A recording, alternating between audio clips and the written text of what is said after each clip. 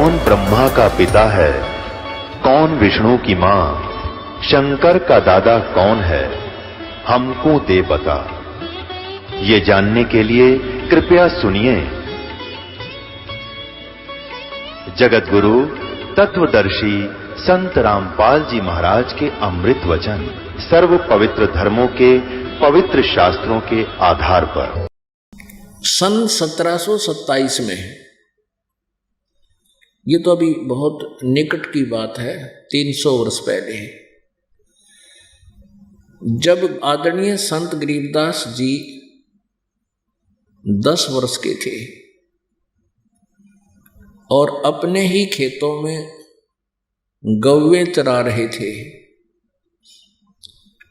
आदरणीय गरीबदास साहिब जी गांव छुडानी, जिला झज्जर, हरियाणा के अंदर इनका जन्म हुआ। किसान यानी जाट कौम के अंदर इनका जन्म था और ये वहाँ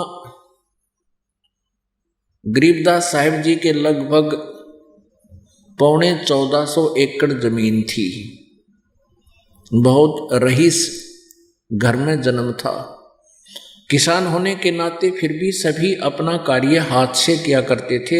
सैकड़ों गायें रखते थे घर वाले। पढ़ाई पहले शिक्षा नहीं थी। शिक्षा तो अब ये परमात्मा ने दया की है आपके ऊपर। शिक्षा अभी इसका प्रचार करवाना था आप जी को, सद्ग्रंथ समझाने के लिए, भगवान को पहचानने के लिए।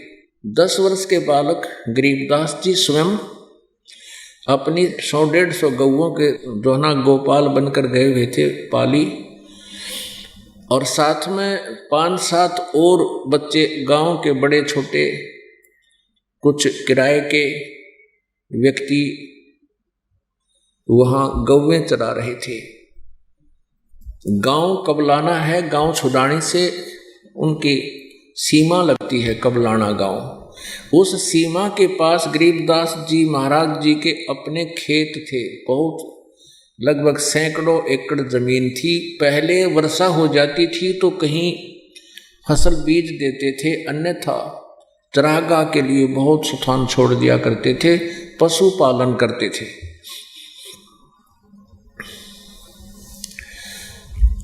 उसमें गरीबदास साहिब जी गौवें चरा रहे थे, साथ में 8-7 और पाली यानी गोपाल थे। परमेश्वर पूर्ण ब्रह्म सतपुरुष कबीर जी सन 1518 में सशरीर गए थे सतलोक में, और फिर सन 1727 में फिर परमात्मा एक जिंदा महात्मा का रूप बना के वहाँ जहाँ गरीबदास साहिब जी गौवें चरा रहे थे 10 वर्ष के बालक, वहाँ सतलोक से आकर प्रकट हो गए। लगभग 200 वर्ष के उपरांत एक साधु वेशभूषा में, जिंदा की रूप में, जिंदा महात्मा होते मुसलमानों में, वो एक काला सा टोप पहनते ऊपर ऐसे छोटे से वाला, और एक काला ही ओवरकोट पहनते हैं घुटनों से नीचे वाला, एक अंडरवियर लंबा सा पहनते हैं। ऐसी वेशभूषा वाले को जिंदा महात्मा कहते हैं। उस रूप में वहाँ आगे जहाँ बालक दोपहर के समय जंडी के पेड़ के नीचे छाया में बैठे थे, गौवें कहीं बैठी थी दूसरी पेड़ों के नीचे, कुछ घास चल रही थी, और सभी जो गवाले थे वहां बैठे थे। अब परमात्मा जब वहां आकर जैसे ऐसे चलकर आए जैसे कोई रास्ते चलता अतिथि हो, तो परमेश्वर ने उनको नमस्कार कहा, राम राम कहा। सभी बड़े छोटे सब ने प्रत्युत्तर दिया, राम राम कहा, और कहा महाराज जी आओ भोजन पाओ। वो खाना खा रहे थे पाली ग्वाले। परमेश्वर ने कहा भी खाना नहीं खाऊंगा, मैं खाना अपने गांव से खा कर आया हूं। पालियों ने पूछा आपका गांव कौन सा है? कि सतलोक है मेरा गांव। कितनी दूर है यहाँ से? परमेश्वर ने बताया कि 16 शंख कोस की दूरी पे। अब पालियों ने शंख शंख का पता नहीं था, वो 16 कोस सुन ली। 16 कोस माने ये समझो 40-45 किलोमीटर दूर है। तो पालियों ने कहा, ग्वालों ने कहा कि महाराज जी आपको तो भूख लगी होगी, इतनी दूर से चल कर आए हो। महाराज जी ने कहा परमात्मा ने कि नहीं, भोजन नहीं खाऊंगा मैं। तो पालियों ने कहा भोजन नहीं खाओगे, दूध तो पीना ही पड़ेगा। यानी अतिथि सत्कार करते हुए एक ऐसे प्यार से कहा कि नहीं, दूध तो महाराज जी पीना ही पड़ेगा, हम अतिथि को ऐसे नहीं जाने देते बगैर कुछ आहार कराए। तो परमेश्वर ने कहा भी मैं तो कंवारी गाय का दूध पीता हूँ, कंवारी गाय का दूध पीऊंगा। तब पाली कहने लगे, ग्वाले कहने लगे जो बड़े बड़े थे कि बाबा जी आप तो मजाक करते हो, आपकी दूध पीने की नीयत नहीं है, आप मजाक मत करो। कंवारी गाय कभी दूध दे सकती है? परमेश्वर ने कहा भी देख लो, यदि दूध पिलाना है तो कंवारी गाय का ही पिया करता हूं मैं। तब गरीबदास जी 10 वर्ष के थे, एक कंवारी गाय को ले आए जो उनकी बहुत प्रिय थी। उसको लाकर खड़ा कर दिया, कहा बाबा जी देखो इसके बच्चा तो है ही नहीं, ये दूध कैसे देगी? अब पालियों के पास एक पात्र था, एक 5-7 किलो का, जिसमें लस्सी ले जाते थे, उसको फिर धो धा के शेष समय में जल लाते थे कुएं से भरकर, वहां अपने साथ रखते थे। परमेश्वर ने कहा कि इसको अच्छी तरह साफ करो, इस पात्र को, इस छोटे मटके को, और इसके सतन के नीचे रखो, अभी दूध देगी। अब गरीबदास जी ने वो नीचे से वो पात्र पकड़ दिया, उसके थनों के नीचे कर दिया। अगले बाबा जी परमेश्वर कबीर जी ने कमर पर थपकी लगा दिया, आशीर्वाद दे दिया। लंबे लंबे सतन हो गए, अपने आप दूध चल पड़ा, पात्र भर का भरते ही बंद हो गए। अब गरीबदास जी ने कहा कि ले भगवान आप पियो, आपने ही रजा बख्शी है। अब आधा दूध परमेश्वर ने पिया, ऐसे मुंह लाकर सीधा है, और आधा कहा ले वे पालियो ग्वालो तुम पी लो, ये दूध यहाँ का नहीं है, ये ऊपर के लोक का आया है। अब जो बड़े पाली ग्वाले थे वो कहने लगे हम ना पीवें, ये पाप का दूध, कुंवारी गाय का दूध काट दिया तूने, ये जादू जंत्र का हम ना पीवें। वो तो उठकर चले गए। अब 10 वर्ष के बालक गरीबदास जी भोले भाले पुण्यात्मा, उन्होंने कहा ला बाबा जी मैं पीऊंगा आपका जूठा दूध, और वो उन्होंने पान किया। वो तो सतलोक से आया हुआ था। तब परमेश्वर ने कहा बेटा भक्ति किया करो, मनुष्य जीवन वैसे नहीं मिलता। तो गरीबदास जी ने कहा जी हम भक्ति करते हैं, शिव जी की पूजा करते हैं, जैसा कि हम जानते अपनी 10-8 घंटा तक उन्होंने बताई, हम ऐसे भी करते हैं, श्राद्ध भी निकालते हैं। तो परमात्मा ने उनको डिटेल से समझाया, और परमेश्वर ने अपनी जो लीला वो किया करते हैं वो लीला की। और गरीबदास जी के अंदर प्रबल प्रेरणा होगी कि प्रभु हम कहाँ से आए हैं, वो स्थान एक बार मुझे दिखा दो। तब परमेश्वर उनकी आत्मा को, उस प्यारी आत्मा को शरीर से अलग करके सचखंड लेकर गए सतलोक में। रास्ते में सारे ब्रह्मांड दिखाए, ब्रह्मा जी, विष्णु जी, शिव जी के लोक दिखाए, दुर्गा का लोक दिखाया। ये नकली सतलोक, अलखलोक और अगम अनामी लोक काल ने रचना करवा रखी है ब्रह्मलोक में, वो दिखाए। जहां ये काल गुप्त रहता है वो स्थान दिखाया। अक्षर पुरुष के साथ संग ब्रह्मांडों का दायरा दिखाया कि ये अक्षर पुरुष के। उसके बाद फिर अपने सचखंड में भंवर गुफा पार करके सचखंड में लेकर गए, सतलोक में लेकर गए।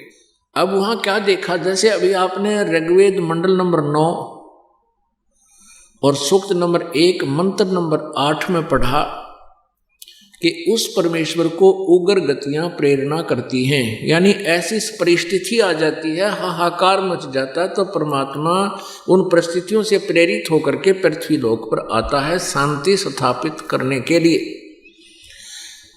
और वो भासमान यानी हल्का तेज पुंज का शरीर धारण करके आता है।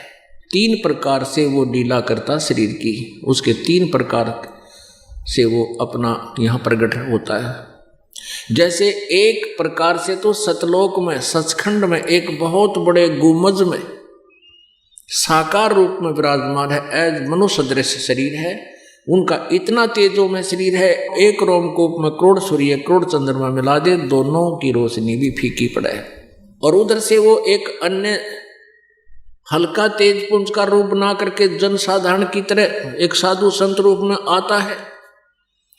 और तीसरी लीला वो करता है शरीर से, जैसे एक बालक रूप धारण कर लेता है, शिशु रूप धारण करता है। ऐसे 3 प्रकार से वो अपनी लीला करता है, ऐसे 3 प्रकार के वो शरीर है उस परमात्मा का।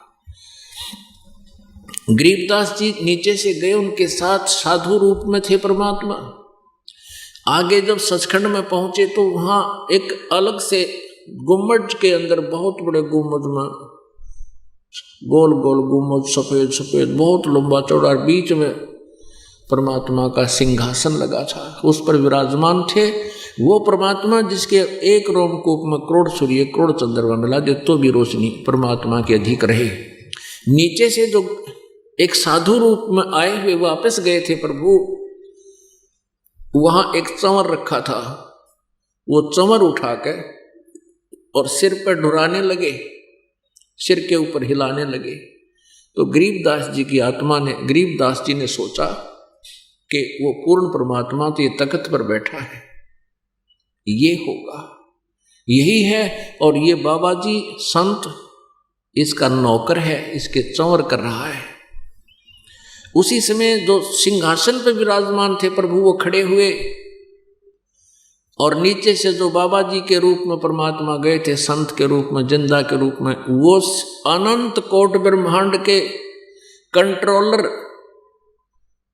के सिंहासन पर विराजमान हो गए। और वो तेजो में शरीर जो भगवान दिखाई देता वो उस बाबा जी पर चंवर कर रहे हैं, एक सेवक की तरह। अब गरीबदास जी सोच रहे हैं भी बाबा जी बड़ा कमाल का संत, यूं तो भगवान इसके ऊपर इसकी सेवा कर रहा है, इसकी चंवर कर रहा है। इतने में क्या हुआ, वो तेजो में शरीर जो बाहर चंवर कर रहा था, वो देखते ही देखते जो नीचे से परमात्मा गए थे एक संत रूप में, उसके अंदर समा गए। अकेले वो जिंदा महात्मा के रूप में वो परमात्मा उस सिंहासन पर विराजमान रहे, और चंवर अपने आप ऑटोमेटिकली घूम रहा है अपने आप। अब गरीबदास जी चरणों में गिर गए, ये भगवान आप तो हमें बका रहे थे, आप तो खुद परमेश्वर हो, मेरा बड़ा भाग्य उदय हुआ, आप मुझे भगवान खुद चलकर मिल गए। ये भगवान मुझे यहीं रख लो, मुझे वापस ना भेजो, वहाँ तो बहुत गंदा लोक है, हाहाकार मची है, इतना सुंदर लोक भगवान हमने कभी देखा ना सुना, मुझे यहीं रख लो। परमात्मा बोले नहीं बेटा, वापस जाओ, मेरे गवाह बनो। सारी सृष्टि रचना सुनाई परमात्मा ने गरीबदास जी को, बेटा तुम्हारे साथ इनके साथ ऐसा धोखा हुआ है, वापस जा और मेरी महिमा का गुणगान कर, तेरे साथ रहूंगा। गरीबदास घबराइए मत ना। उधर से क्या हुआ कि गरीबदास साहब जी 10 वर्ष के बालक परमात्मा के जो साधु रूप में थे उनके सामने बैठ गए थे, ऐसे सुखासन पर जैसे आम आदमी बैठा होता है, और ऐसे बैठे बैठे उनकी शरीर से आत्मा निकाल लेंगे परमात्मा, वो मृत तुल्य हो गए, लेकिन बैठे रहे जो के तो शरीर ऐसा ऐसा सथी रहा। अब 2-3 घंटों के बाद वो दूसरे जो बड़े बड़े गवाले थे, पाली थे, वो आए। उन्होंने कहा कि उस लड़के को लाओ बुला के, कहाँ है वो, अपनी गौओं को घेरे, क्योंकि उनकी अपने पारी होती थी, 2-2 घंटे की। जब उनकी पारी आई तो उसको बुलाने गया एक पाली ग्वाला, उसने आवाज लगाई, रे गरीबू, गरीबू, गरीबदास को गरीबू कहा करते थे, अरे गरीबू आजा तेरा नंबर आ गया गाय घेरन का, गाय चराने का। सामने बैठा दिख रहा है, आवाज लगा रहा है दूर से, लेकिन वो नहीं उठ रहा है। निकट जाकर देखा वो तो ऐसे बैठा है। अब उस पाली ने कहा, ए भगत जी, पकड़ के हाथ खड़ा हो ले, बन गया साधक, उठ तेरा नंबर आया है। वो ऐसे लुढ़क गए पीछे को, उनमें तो आत्मा नहीं थी। उसने आवाज लगाई कि भागो भागो, गरीबू मर गया। वो सारे पाली भागे आए, देखा सचमुच ये तो मर गया। वो कहने लगे मरना ही था, इसने जंतर मंत्र का दूध पी लिया, जादू जंत्र का दूध पी लिया। इकलौता पुत्र था, बहुत बड़ा रईस उसका पिता था। 12 वर्ष के बाद अकेला पुत्र उत्पन्न हुआ था। उसी की मृत्यु गांव में जब पता चला, पूरे गांव में सन्नाटा छा गया। छोटा सा गांव होता था उस समय, कोई इधर दौड़ा कोई उधर दौड़ा, सारा गांव भाग लिया जहां उस बच्चे की लाश शव पड़ा था। वहां से उठा लाए, गांव में घर में लाए, घर से फिर इकट्ठे हुए, फिर उनको अंतिम संस्कार करने के लिए उस बच्चे के शरीर को चिता पर रख दिया गया था।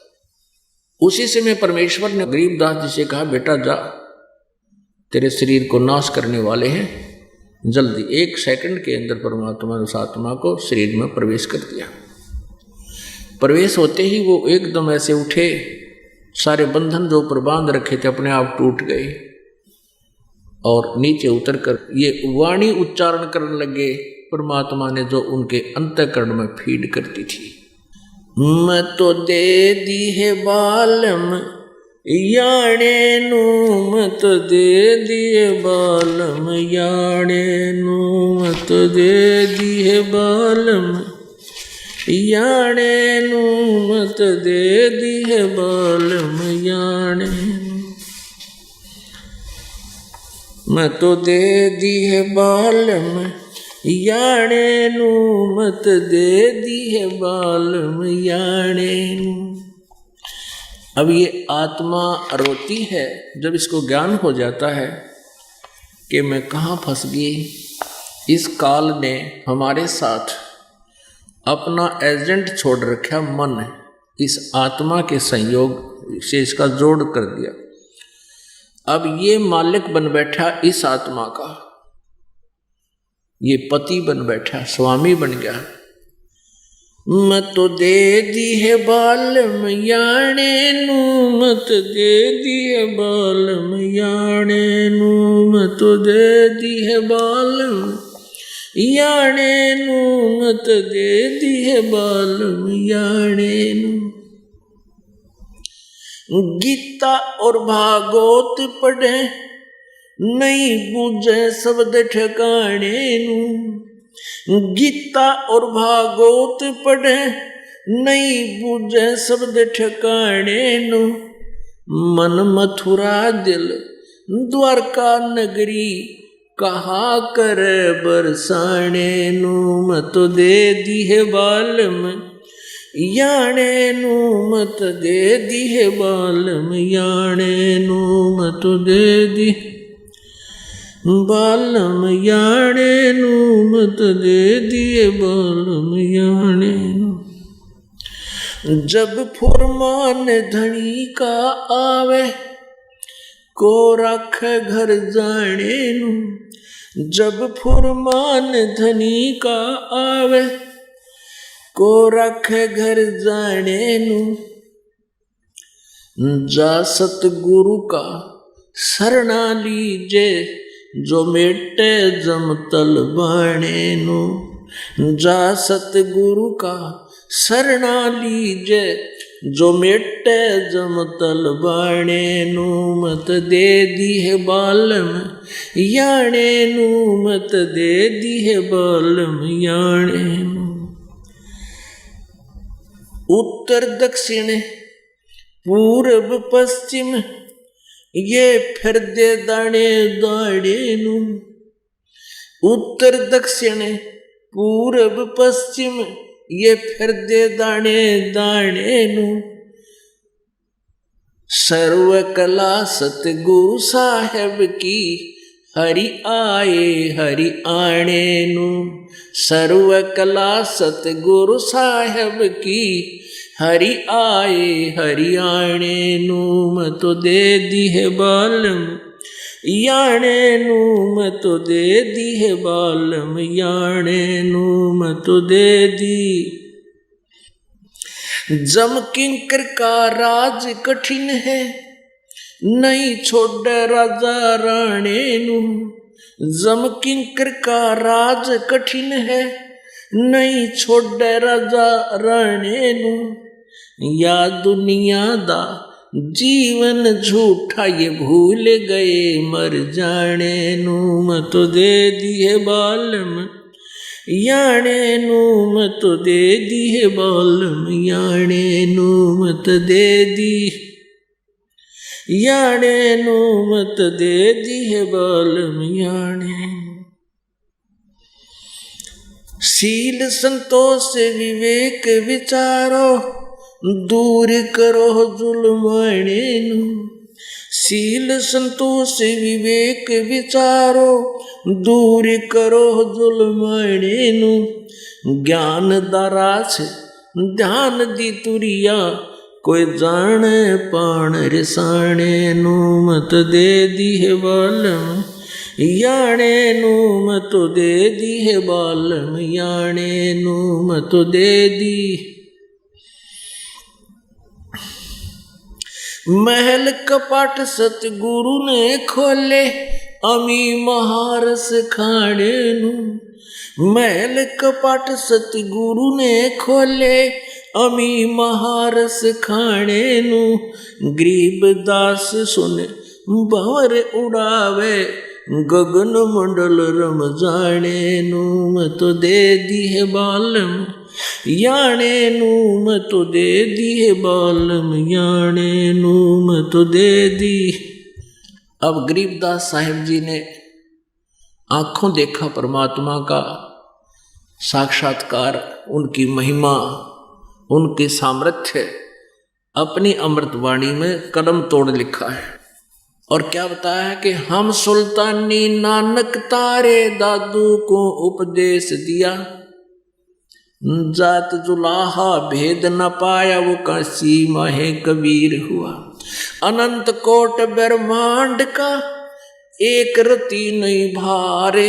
सतगुरु पुरुष कबीर हैं ये कुल के सिरजनहारे। अपनात्मा अब जैसे आदरणीय गरीबदास साहिब जी को परमेश्वर आकर मिले,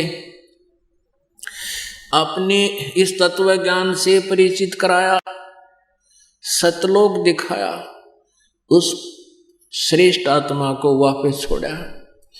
ऐसे ही परमेश्वर नानक साहिब जी, श्री नानक देव जी को बेई नदी पर, जिसमें नानक साहिब जी शादीशुदा थे, वहाँ हो चुका था, 2 बच्चों का भी जन्म हो चुका था, अपनी बहन की ससुराल में। और वहाँ एक सुल्तानपुर शहर में नवाब के यहाँ नौकरी करते थे और प्रतिदिन स्नान करने के लिए बेई नदी पर जाते थे, जो दरिया साथ से बहती थी। सुल्तानपुर शहर पश्चिमी पाकिस्तान में, वर्तमान में, पहले भारत ही था पूरा। तो वहाँ परमात्मा समकालीन थे। ये परमेश्वर कबीर जी उनके पास गए थे, नानक देव जी के पास, वहाँ मिले थे बेई नदी पर किनारे पर स्नान करने जब वो गए हुए थे। अपना परिचय दिया पहले तो कि मैं ऐसे ऐसे काशी में रहने वाला धानक दुल्हा हूँ। नानक साहिब जी से काफ़ी चर्चा की। नानक साहिब जी ने बताया कि मैं श्री कृष्ण जी की पूजा करता हूँ, क्योंकि हिंदू धर्म में जन्म था नानक जी का, और ब्रजलाल पांडे से ये गीता पाठ प्रतिदिन पढ़ा करते थे बचपन में। उन्हीं संस्कारों में रंगे हुए थे, श्री कृष्ण से ऊपर किसी को नहीं मानते थे। तो परमेश्वर कबीर जी और उनकी 2 घंटे वार्ता हुई थी एक दिन सुबह सुबह। और भी 10-20 श्रोता इकट्ठे हो गए थे जो स्नान करने के लिए गए हुए थे सवेरे सवेरे। तब कबीर साहब ने उनको यथार्थ ज्ञान से परिचित कहा कि गीता जी में ऐसा भी लिखा है, मान लीजिए आप कहते हो श्री कृष्ण जी गीता का ज्ञान दे रहे हैं, वैसे तो श्री कृष्ण जी नहीं काल दे रहे हैं गीता जी का ज्ञान, आप ही मानते हो तो समझ लीजिए कि श्री कृष्ण जी तो नासवान है। चौथे अध्याय के 5वें श्लोक में कहते हैं अर्जुन तेरे और मेरे बहुत जन्म हो चुके, तो नहीं जानता, मैं जानता हूं। गीता जी अध्याय नंबर 18 के श्लोक नंबर 62 में कहा कि तू सर्वभाव से उस परमेश्वर की शरण में जा जिसकी कृपा से परम शांति और सनातन परम धाम को प्राप्त होगा। और भी बहुत से डिस्कस, लेकिन नानक साहब जी ने हार नहीं मानी, परमात्मा वहां से चल पड़े। और उपस्थित व्यक्तियों ने पूछा ये कौन था, क्योंकि जिंदा महात्मा के रूप में थे वो। नानक साहब ने कहा कि धाणक था, जुलाहा जाति का धाणक था, ये काशी का कबीर नाम था इसका। ऐसे अटपट कर रहा था। अब वैसे उस ज्ञान से वो इतने प्रभावित हो गए थे नानक जी। अब घर पे आके पुस्तक गीता फिर देखा, ज्यों का त्यों पाया, अंतःकरण से पुकार की, क्योंकि वो भगवान को चाहने वाली आत्मा थी। वो महात्मा भगवान एक बार फिर आ जावे, मैं उससे श्रद्धा से सारी बात पूछूंगा, विवाद नहीं करूंगा। कुछ महीनों के बाद परमात्मा फिर उसी समय सुबह स्नान के समय पहुंच गए, लेकिन किसी और को दिखाई नहीं दे रहे थे, केवल ओनली नानक साहब जी को दिखाई दे रहे थे। तब नानक साहब जी की उनकी काफी देर वार्ता हुई एकांत स्थान पर। अन्य व्यक्ति नहा रहे थे, उनसे 50-60 फुट की दूरी पर बैठ के किनारे पर। अब नानक जी बोलते सुन रहे हैं, कबीर जी नहीं दिख रहे किसी को। अन्य नहाने वाले लोग देखते हैं कि भगत किससे बातें कर रहा है। दूसरे कहते हैं भगतां की भाई ऐसी अटपटी बातें होती हैं, ये अपनी कोई ध्यान मगन है, आप अपना काम करो, स्नान करते रहो। कुछ देर में नानक साहब ने कहा कि मैं आपको जब मानूंगा मुझे तुम खोज देना।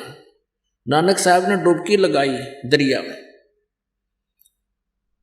और सब ने देखा कि नानक साहब ने अचानक डुबकी लगा दी, कपड़े उतार रखे हैं। उधर से परमात्मा ने उनको निकाल लिया, अदृश्य कर दिया, और कहीं और स्थान पर ले जाकर सारी वार्ता की, और फिर सचखंड लेकर गए सतलोक में। उधर के लोगों ने, स्नान करने वालों ने सोच लिया कि नानक जी डूब कर मर गए। गांव में भागे आए, राजा के यहाँ नौकरी करते थे, उनका बहनोई भी वहाँ राजा के यहाँ नौकरी करता था, उसकी अच्छी जान पहचान थी। तो राजा ने, नवाब ने गोताखोर भेज दिए, जाल लगवा दिया। वो जा रहे अप स्ट्रीम में, जाल वाले ढूंढ रहे डाउन स्ट्रीम में, नहीं पाए, मर्द समझ लिया। सचखंड दिखाया, फिर वापस भेज दिया और कहा मैं बनारस में काशी में धाणक का काम करता हूँ। तो नानक जी का यह बात जची नहीं कि परमात्मा धाणक का काम कैसे करता होगा। फिर भी परमात्मा के वचनों पर विश्वास करके वापस आए। तीसरे दिन दिखाई दिए उसी किनारे पर, सब जगह खुशी की लहर होगी कि जीवित आगे। नौकरी त्याग दी, पहली उदासी, पहली यात्रा बनारस की। वहाँ खड्डी में बैठे देखे दुल्हे का काम करते हुए पूर्ण परमात्मा। तब नानक जी साहब ने कहा था, पाई सूरत मुल्क की वेश, ए ठगवाड़ा ठगी देश, खरा सियाणा भोता बार, ये धाणक रूप रहा करता रहा। गुरु ग्रंथ साहिब महला पहला, पृष्ठ नंबर 24 पर शब्द नंबर 29 है। इसमें क्या लिखा है? एक स्वाइन दो सुवानी, नाल भर के भौकाई सदा बियाल, कोड छुरा मुठा मुर्दार, धाणक रूप रहा करतार। हमारे यहाँ पूरे पाकिस्तान तक जुलाहे को धाणक बोलते हैं। मैं पथ की बिंद न करने की कार, ओ बिगड़ रूप रहा विकराल, तेरा एक नाम तारे संसार है।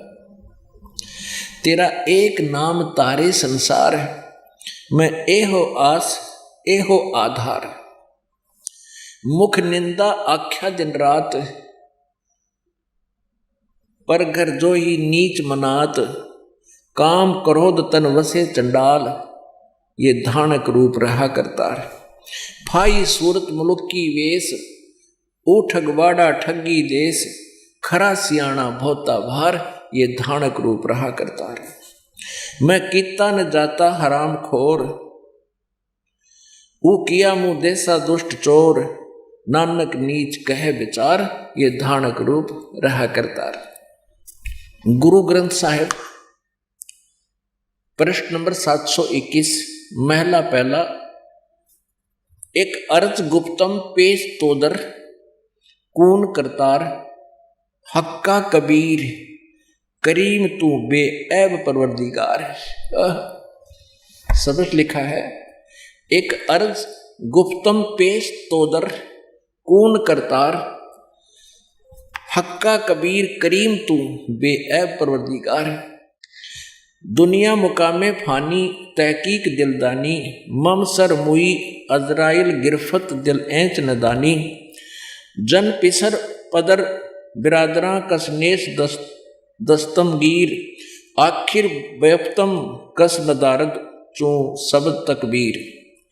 सब रोज गस्तम दरवहा करदेम बदी ख्याल, गाहे न नेकी कार करदम मम ई नीची अहाल, चीनी अहवाल। बद बखत हमचू बखील, गाफिल बेनजर बेबाक, नानक बगोयद जंतुरा तेरे चाकरा पाखाक। अब इसमें क्या बताया कि नानक साहिब जी जब वहां पहुंचे, सबसे पहले वो रामानंद जी के आश्रम में गए, क्योंकि कबीर साहब ने कहा था मेरा प्रथम गुरु रामानंद जी हैं, मैंने उनको गुरु धारण कर रखे। परमात्मा ने वैसे एक गुरु की कोई आवश्यकता नहीं थी, लेकिन ये मर्यादा बनाए रखने के लिए कि परमात्मा पाने के लिए गुरु अवश्य हो, क्योंकि ये काल के दूत फिर कह देते। आजकल जैसे आज दास ने सुबह बताया था कि इस राधा स्वामी पंथ के जो प्रवर्तक कहते हो शिवदयाल जी का कोई गुरु नहीं था, जिस कारण से वो भूत बना, अपनी शिष्या बुक्की में बोलता था, हुक्का पीता था और फिर रोटियां खाता था उस बुक्की के माध्यम से, वो प्रेत बन गया। तो यदि परमेश्वर कबीर जी ने ये अपने गुरु की मर्यादा को ना एक फॉर्मेलिटी की होती, स्वामी रामानंद जी को अपना गुरु बनाया था, लेकिन ज्ञान गुरु रामानंद जी को परमात्मा ने ही दिया था, इसलिए कि आने वाले समय में ये काल के दूत इनका दाव ना लग जाए कि कबीर जी ने कौन सा गुरु बनाया था, तुम परमात्मा कहते हो, और वो कह देते इसी प्रकार हमारे भी परम धनी। लेकिन तो परम धनी वाला सवाल खत्म हो गया, शिवदयाल जी का तो भूत बना हुआ है। तो इस करके नानक जी पहले रामानंद जी के आश्रम में गए थे, और वहाँ कबीर परमात्मा के ज्ञान से बहुत से परिचित भक्तजन उनको मिले, और यहाँ से वो चले थे, जैसे सुल्तानपुर से चले थे, बनारस में गए थे। रास्ते में जो भी कोई साधु संत कहीं मिल जाते, उनसे चर्चा करते थे कि ब्रह्मा विष्णु महेश के माता पिता कौन हैं, तो कोई नहीं बता पाता था। जो ही रामानंद जी के आश्रम में गए, कुछ भक्त वहां मिले, उनसे चर्चा की। अगर ये चर्चा करूंगा, ये प्रश्न उत्तर देंगे, तो मैं मान जाऊंगा कि हाँ कोई वो आए हैं प्रभु, उनकी झलक है यहाँ पर। तो छोटे छोटे बच्चा ने भी, और वहाँ बैठे थे उपस्थित आश्रम में, सब ने 1 मिनट में सुना दी सारी कहानी। सृष्टि रचना कबीर जी ने सुना रखी थी। तो नानक साहब बड़े प्रभावित हुए, तब कहा कि मुझे उनसे मिलवा दो, क्योंकि रामानंद जी के आश्रम से कबीर जी का स्थान काफी दूर था। तो वहां से 2 भक्त भेज दिया उनके साथ कि जाओ कबीर जी से मिलाओ। कबीर जी के परमेश्वर के पास आए, वो तो एक धानक का काम कर रहे थे, जो लाहे का बैठे थे, खड्डी में लीला कर रहे थे। वो ये दिखाना चाहते थे कि मेरे की तरह गरीब और एक नेक व्यक्ति रहकर अपना गुजारा करते रहना, भक्ति भी करते रहना, और जुल्हे से कठिन काम नहीं होता। एक एक तार पूर के और एक इतना लंबा कपड़ा बनना होता, बहुत समय लगता है, और फिर भी भक्ति की जा सकती है। गरीब व्यक्ति भी परमात्मा पा सकता, जैसे परमात्मा ने लीला करके दिखाई, हमारे लिए उदाहरण दिया। जब नानक साहब वहां गए, तब कहा था फाई सूरत मुल्क की वेश, ए ठगवाड़ा ठगी देश, खरा सियाणा बोता भार, ये धानक रूप रहा करतार। ये वही सो सतलोक में मैंने देखा था, वही परमात्मा है। ये कहते ये ठगवाड़ा ठगी देश, ये छुपाए बैठा अपने आप को ठग है, ये भगवान है, आंखों में पानी भर के। उस पुण्यात्मा ने वहाँ डंडोरा पीट दिया और फिर कहा, एक अर्ज गुफ्तम पेश तो दर कौन करतार हक्का कबीर करीम तू बे ए परवरदिगार, कि हे प्रभु आपके चरणों में ये शब्द स्वरूपी राम, कौन करतार माने शब्द स्वरूपी राम तू ही है, हक्का कबीर सत कबीर, और तो बेऐब परवरदिगार निर्विकार परमात्मा, तेरे चाकरा पा खा के, नानक जी कहते मैं तो आपके इन शिष्यों के भी पैरों की धूल हूं, क्योंकि जो ज्ञान इनको है मुझे नहीं आज तक। और उसके बाद नानक साहिब जी को परमात्मा ने उपदेश दिया और बहुत देर तक डिटेल से बात हुई कि बच्चा इस ज्ञान को डिस्क्लोज नहीं करना, इस नाम को भी अभी किसी को नहीं बताना, काल का दाव लग जाएगा। अब सचखंड में देखने के बाद, सारी सृष्टि रचना से परिचित होने के बाद नानक जी परमात्मा के बताए हुए प्रत्येक पद चिन्ह पर चले और प्रत्येक आज्ञा का पालन किया। इसी प्रकार आपको दिन में बताया था कि धर्मदास तो लाख दुहाई, ये सार नाम की तबार न जाई, सार शब्द बार जो पढ़ी, ये बिचली पीढ़ी हंसनी तेरी, आप बिचली पीढ़ी में आगे हो। अब ये काल के दूत ये नकली नाम दे रहे हैं, ये काल प्रेरित हैं। काल का और परमात्मा का एक संवाद हुआ था। तब काल ने कहा था तुम्हारे जो कोई संत आएगा उससे पहले मैं नकली संत भेजकर और सतलोक सचखंड की महिमा इतनी करवा दूंगा झूठे गुरुओं से, वो नकली जो है ना नाम देंगे और महिमा तेरी गाओगे सचखंड और सतलोक की। जो उनके पास नाम सही नहीं होगा वो गलत नाम देंगे और महिमा सतलोक और सतपुरुष की कहेंगे, वो मेरे ही जाल में फंसे रह जाएंगे। काल ने कहा था कि जब तेरा संत जाएगा पीछे से तब कोई नहीं सुनेगा तेरे उस संत की। तो परमेश्वर ने कहा था ये मेरा काम है। मालिक को पता था कि इसके नकली दूत जो झूठे ये ज्ञान को प्रचार कर चुके होंगे और फिर हम जा करके अपने दास को भेजेंगे और फिर वो सत्य ज्ञान प्रचार करेगा, सबकी पोल खुल जाएगी और वो पुण्यात्मा बच्चे मुझे पहचान लेंगे, हमारे ज्ञान से हमें पहचान लेंगे। यदि ये ज्ञान पहले डिस्क्लोज हो जाता, ये नकली दूत भी यही ज्ञान यही नाम देते पाते। आज आपको परमात्मा की पहचान नहीं होती और आप काल के जाल में फंसे रह जाते। अपनात्मा हम जो प्रसंग कर रहे हैं कि हमने परमात्मा को पहचानना है, और जब हमारे हृदय में ये पहचान हो जाएगी सचमुच कबीर इज गॉड, फिर नो प्रॉब्लम, फिर तो कोई समस्या नहीं रहेगी। फिर तो परमात्मा मोक्ष हुआ पड़ा है कति, बहुत ही आसान। पुण्यात्मा ये हठ योग करके 2.5 घंटे सुबह 2.5 घंटे बैठो, ये 80-80 हज़ार वर्ष बैठ के चले गए, उन्हें कुछ भी ना हासिल हुआ। और ये 2.5 घंटे सुबह 2.5 घंटे बैठ के राधा स्वामी धन धन सतगुरु वाले ये जय गुरुदेव वाले ये कहाँ ले जाएंगे पुण्यात्माओं को? झूठा ज्ञान। अरे ये समाधि कहाँ लगावे, ध्यान कहाँ लाओगे? ना सतनाम का बेरा ना सचखंड का बेरा, वो सतनाम वो सार शब्द वो सत शब्द वो सतपुरुष और वो सतान और वो सतनाम। परमात्मा कहते झूठा ज्ञान है। और बात करें बोला ऊपर लियो मंजिल पे, मंजिल का एक कभी ना मेरा सतनाम ना ये सतान बतावे, अकल कहाँ गई इनकी। तो परमात्मा कहते हैं अब परमात्मा को पहचानना है, अपनी पहचान आप कराने आए थे। जो लीला मालिक ने की है वो वेद गवाही दे रहे हैं कि वो परमात्मा सचखंड से चलकर आता है, अपनी प्यारी अच्छी आत्माओं श्रेष्ठ आत्माओं को मिलता है, फिर उनको ज्ञान से परिपूर्ण करता है। अब दिखाते हैं आपको वेदों में ये प्रमाण। ऋग्वेद मंडल नंबर 9 सूक्त नंबर 86 मंत्र 26 और 27 में ये देखिएगा। ऋग्वेद ये 9-10 इकट्ठे ही जल्द है। प्रकाशक हैं सार्वदेशिक आर्य प्रतिनिधि सभा, महर्षि दान भवन, रानला मैदान, नई दिल्ली से। मुद्रक है Prince offset printers 1510 Pataudi house Daryaganj, नई दिल्ली से। ऋग्वेद मंडल नंबर 9 सूक्त नंबर 86 मंत्र 26। ये और भी बहुत मंत्र दास ने लिखे हुए हैं, इनमें सब में प्रमाण है लेकिन हम मोटा मोटा लेंगे। 26 इसमें अनुवाद है कि यज्ञ करने वाले यजमानों के लिए परमात्मा सब रास्तों को सुगम करता है और उनको पवित्र करता हुआ और अपने रूप को सरल करता हुआ वह कांति में परमात्मा, इन्होंने कबीर, ये देखो यहाँ कबीर शब्द लिखा, कबीर अतः, इन्होंने अपसर्ग लगा के कबीर ही कर दिया, कबीर।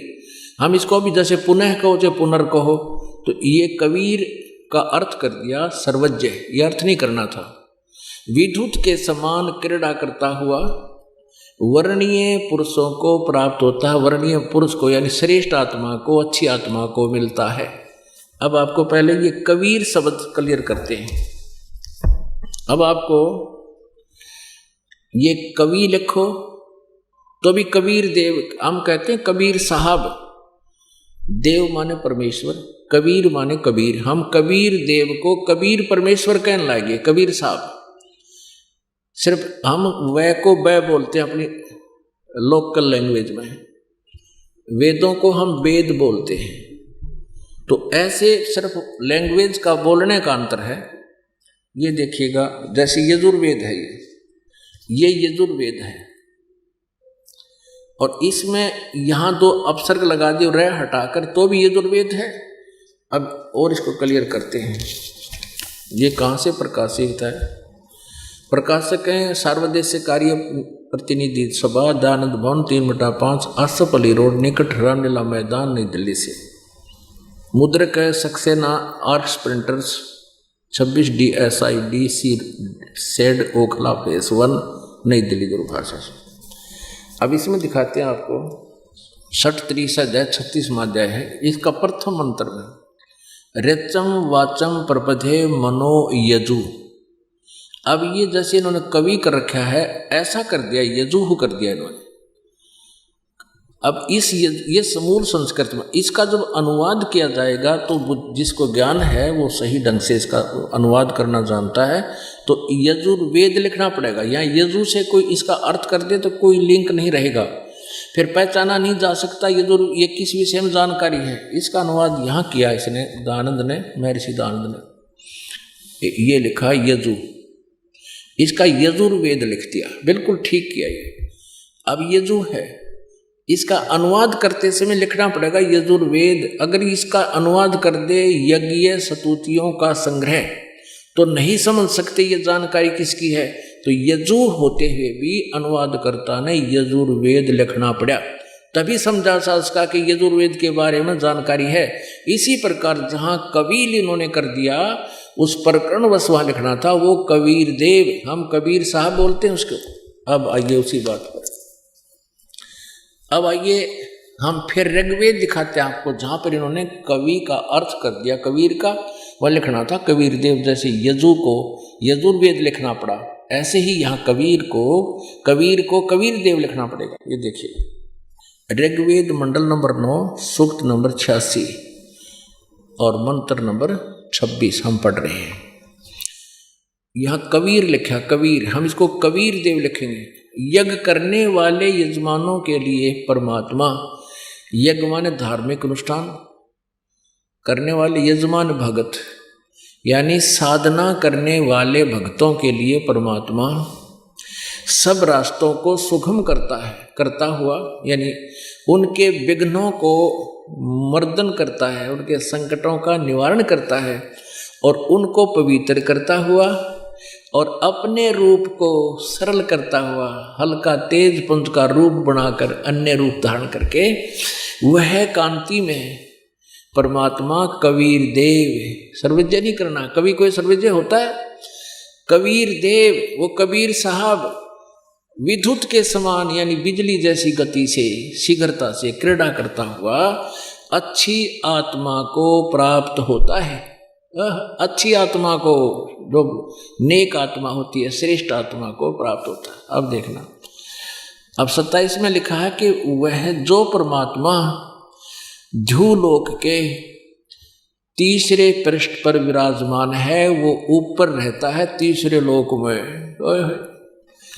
ध्रुवलोक के यानी ऊपर तेजों में लोकों के अंदर ये तीसरे पृष्ठ पर तीसरे लोक में रहता है, वहाँ एक स्थान पर है, वहाँ से गति करके आता। अब दिखाते हैं, अब ऋग्वेद मंडल नंबर 9 सूक्त नंबर 82 दिखाते हैं आपको।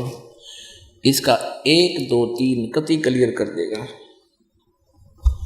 ऋग्वेद मंडल नंबर 9 सूक्त नंबर 82 और मंत्र नंबर 1। जो सर्व उत्पादक परमेश्वर प्रभु यानी सबका उत्पत्ति करता परमात्मा प्रकाश रूप, और उससे का अर्थ होता है तेजो में रूप, प्रकाश रूप यानी सशरीर, सद्गुणों की वृष्टि करने वाला, पापों के हरण करने वाला है, वह राजा के समान दर्शनीय है। देखिए राजा के समान, ये 269 पे हम पढ़ रहे हैं, 270 पे इसका शेष अनुवाद है। राजा के समान दर्शनीय है, देखने योग्य, साकार है। वेद बता रहे हैं, ये खुद अनुवाद कर रहे हैं और ये खुद मानते हैं भगवान निराकार है, और वेद साकार बताएं जिसमें उसके गुण लिखे हैं। दर्शनीय है और वह पृथ्वी आदि लोक लोकांतरों के चारों ओर शब्दमान हो रहा है। वह वर्णीय पुरुष को यानी अच्छी आत्मा को, अच्छे भक्त, अच्छे श्रेष्ठ आत्मा को, जो दृढ़ भक्त है, आदरणीय गरीबदास साहिब जैसे, आदरणीय नानक साहिब जी जैसे दृढ़ भक्त है, उसको पवित्र करता हुआ प्राप्त होता है। और कैसे होता है? जिस प्रकार विद्युत आकाशीय बिजली सन्हे वाले स्थानों को आधार बनाकर प्राप्त होता है। पुण्यात्माओं, पहले क्या था? कांसी धातु, कांसी धातु के थाली और बेले गिलास आदि हुआ करते थे। और वर्षा के दिनों में हमारी दादी हमारी माताओं से कहा करती थी, काकी ताइयों को, कि तुम बाहर जो कांसी की थाली रखी हो, बेला रखा हो, उसको अंदर रख लो, वर्षा हो रही है। और बिजली, आकाशीय बिजली इस थाली कांसी की धातु पर अमूमन गिरती है। अब यहाँ के बताया है कि वो परमात्मा जिस प्रकार आकाशीय बिजली उस धातु पर ही गिरती है जहाँ उसका अट्रैक्शन, आकर्षण होता है, ऐसे ही वो परमात्मा उस विद्युत के समान यानी उस अच्छी आत्मा को ही मिलता है जिसमें वो गुण होते हैं, जिस पर वो आकर्षित होता है, ताकि वो उसके ज्ञान को आगे बढ़ा सके। जैसे गरीबदास साहिब जी को मिला, उन्होंने डूंडा ठा दिया, नानक साहिब जी को मिलो, उन्होंने तहलका मचा दिया, जहाँ भी गए वहाँ गुण गाए। और परमेश्वर कहते हैं, चारों युग में संत पुकारे को कहा हम हेल रे, हीरे माणिक मोती बरसे ये जग चुगता ढेल रे। कबीर परमात्मा कहते हैं, चारों युगों में आया मैंने ऐसी लीला की, और जिन संतों को मैंने अपने से परिचित कराया उन्होंने भी गुणगान किए मेरी इस सच्ची भक्ति के, यथार्थ ज्ञान के। और हमने भी ढोल के डंके पे मैंने भी आवाज लगा लगा कर जनता को जगाया, सच्चाई बताई। और ये चारों युग में संत पुकारे कूक कहा हम हेल रे, हीरे माणिक मोती बरसे ये जग चुगता ढेल रे। ये सच साधना रूपी, सच्चे ज्ञान रूपी, मोक्ष रूपी हीरे और मोती हम वर्षा कर रहे हैं सच्चे ज्ञान की। ये जनता उस अज्ञानियों के साथ लगकर ये डले ढो रही है, कंकर पत्थर इकट्ठे कर रहे हैं, आन उपासना कर रहे हैं, झूठे मंत्र जाप करके अपना जीवन नष्ट कर रहे हैं। तो यहाँ जो परमात्मा लीला किया करते हैं वही हमारे सदग्रंथ गवाही दे रहे हैं, और वही वो परमात्मा की प्यारी आत्मा जिनको भगवान मिले वो भी अपना अमृत वाणी में एफिडेविट देकर गए हुए कबीर इज गॉड। ये देखिए आगे, ऋग्वेद मंडल नंबर 9 सूक्त नंबर 82 का मंत्र नंबर 1 आपने पढ़ लिया। वह परमात्मा वर्णीय पुरुष जो अच्छी आत्मा होती है, श्रेष्ठ आत्मा को, जो दृढ़ भक्त है, पक्का भक्त होता है, उसको पवित्र करता हुआ मिलता है, आके गति करके आता वहां से। और जिस प्रकार देखो चारों में शब्दायमान हो रहा है, वर्णीय पुरुष को मिलता है। और जिस प्रकार विद्युत सन्हे वाले स्थानों को आधार बनाकर प्राप्त होता है, यानी जहाँ उसी स्थान पर, उसी धातु पर गिरता है जहाँ वो आ सकती है, ऐसे परमात्मा मिलता है। यहाँ देखिएगा दूसरे में ऋग्वेद मंडल नंबर 9 सूक्त नंबर 82 मंत्र नंबर 2 में किस उद्देश्य से आता है भगवान? हे परमात्मा, उपदेश करने की इच्छा से आप, यानी सत्य ज्ञान देने की इच्छा से आप महापुरुषों को प्राप्त होते हो और आप अत्यंत गतिशील पदार्थ के समान, यानी जैसे बहुत तेज चल कर आते हो, हमारे आध्यात्मिक यज्ञ को प्राप्त होते हैं। आप कबीर देव हैं। इन्होंने सर्वज्ञ अर्थ कर दिया कवि का, कबीर का। आप कबीर देव हैं। जैसे यजु लिखा था वहां पर उन्होंने यजुर्वेद लिखा, ऐसे ही यहाँ कबीर देव लिखना है। आप कबीर देव हैं, शुद्ध स्वरूप हैं। हमारे पापों को दूर करके हे परमेश्वर आप हमको सुख दें। अब इसमें तीसरे मंत्र में स्पष्ट किया है, पवित्र यज्ञों में रक्षा से आप प्राप्त होते हैं और पृथ्वी आदि लोक लोकांतरों में गति करते हुए वहां से चल कर आते हैं। आप सर्वव्यापक नहीं, आप स्वयं गतिशील होकर विराजमान होते हैं। अब और दिखाते हैं आपको, ऋग्वेद मंडल नंबर 9 सूक्त नंबर 20, यहाँ स्पष्ट लिखा है। ऋग्वेद मंडल नंबर 9 सूक्त नंबर 20 मंत्र नंबर 1 में ये लिखा, कबीर देव पर कबीर देव वित्ते अवय। या देखिए वह परमेश्वर, यहाँ कबीर का अर्थ ये कबीर देव है, ऊपर रह लग रहा है, यू कबीर देव। यहाँ लिखना था वह परमात्मा कबीर देव है, कबीर साहब है, मेधावी है तेरे शब का रक्षक है, विद्वानों की तृप्ति के लिए, यानी विद्वानों को ज्ञान देने के लिए, ज्ञान को विद्वानों को संतुष्ट करने के लिए यथार्थ ज्ञान देता है, सहनशील है और संपूर्ण दुष्टों को संग्राम में त्रिकृष्ट करता है, यानी इस तत्व ज्ञान में हराता है। अब पुण्यात्माओं, अब ये ऐसा ज्ञान है, इतना निर्मल ज्ञान है, इतना आनंद आता है इसके सुनाने और सुनने में। अब 2 घंटे हो गए। अब तो जो दास चाहता था कि परमात्मा कौन है, कैसा है, उसकी और अन्य पहचान क्या है, ये बहुत सी बातें आपको बतानी थी, समय 2 घंटे से ऊपर हो गया। अपने आत्मा जो वेद गवाही देते हैं, आंखों देखा संत बताते हैं कि वो परमात्मा ऐसी लीला करता है, ऐसी लीला जो वेदों में वर्णित है। किसी भी जिनको हम भगवान मानते आए हैं, एक की बता दो, नहीं है तो वो भगवान नहीं है। अब उस परमात्मा को जिन्होंने पहचाना, अभी आपको बताया 2 महापुरुषों की तो थोड़ी सी जानकारी दी, वैसे बहुत डिटेल है इनकी। आदरणीय गरीबदास साहिब जी, आदरणीय नानक साहिब जी, आदरणीय गीसादास साहिब जी, आदरणीय दादू साहिब जी, आदरणीय धर्मदास साहिब जी, आदरणीय मुल्कदास साहिब जी, आदरणीय नामदेव साहिब जी, इनको भी परमात्मा मिले थे। अब इन्होंने परमात्मा की जानकारी के उपरांत हमें क्या सलाह दी है, क्या बताया है। मैं तो दे दी है बालम बैरेनू, मैं तो दे दी है बालम बैरेनू, मैं तो दे दी है बालम बैरेनू, मैं तो दे दी है बालम बैरेनू। गरीबदास साहिब जी को परमात्मा मिले हैं, उसके बाद सब ज्ञान समझ में आया तो हमारे लिए उन्होंने ये एफिडेविट बनाकर छोड़ दिए। हमें क्या समझाना चाहा कि तुम्हारे साथ ये मन ऐसा एलिमेंट लगा दिया काल ने, ये सत्य ज्ञान को सुनना पसंद नहीं करता, क्योंकि काल का दूत है ये।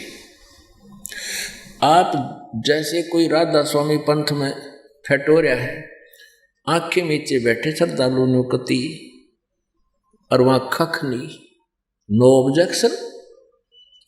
जैसे जय गुरुदेव का चले गए भोली आत्मा, वहां भी कुछ खख नहीं उनके पास और वहां भी कोई ऑब्जेक्शन नहीं।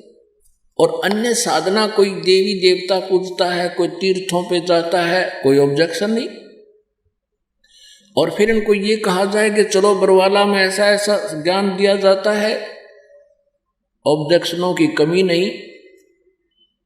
फिर काल इनको होशियार बना देता, वहां ऐसे कैसे हो गया, ऐसा हमने कभी नहीं सुना। जो नहीं सुना वही तो सुना रहे हम, इसको सुनोगे तो समझ में भी आएगा।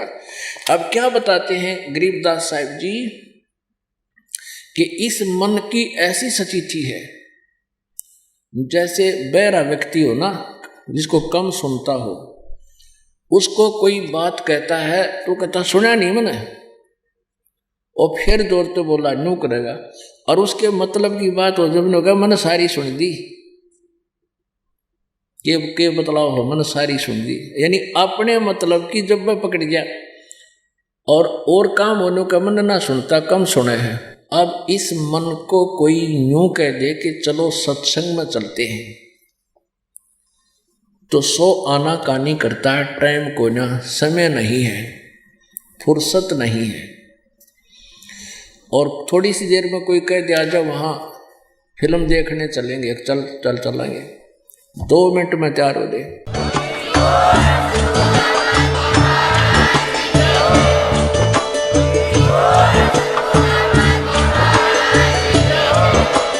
आप सुन रहे थे जगत गुरु तत्वदर्शी संत रामपाल जी महाराज जी के मंगल प्रवचन। अधिक जानकारी के लिए विजिट कीजिए हमारी वेबसाइट www.jagatgururampalji.org। संत रामपाल जी महाराज जी के शुभ आशीर्वाद से पूरे विश्व भर में 500 से भी ज्यादा नाम दीक्षा केंद्र हैं, जिन पर संत रामपाल जी महाराज जी द्वारा ऑनलाइन निशुल्क नाम दीक्षा दी जा रही है। अपने नजदीकी नाम दीक्षा केंद्र का पता करने के लिए संपर्क करें 8222880541।